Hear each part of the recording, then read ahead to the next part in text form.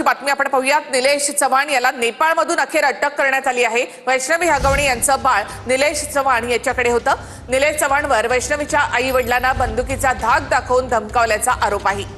बाळ घेण्यासाठी आलेल्या कसबेट कुटुंबावर निलेश चव्हाण यांनी बंदूक रोखल्याचा त्याच्यावर आरोप आहे।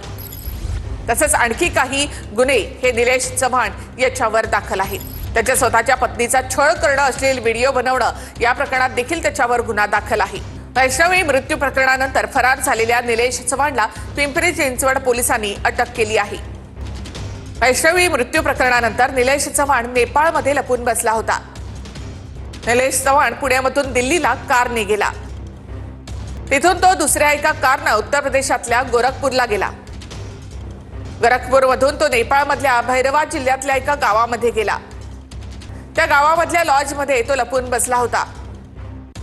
निलेश चव्हाणवर वैष्णवीच्या बाळाची हेळसांड केल्याचा ठपका आहे।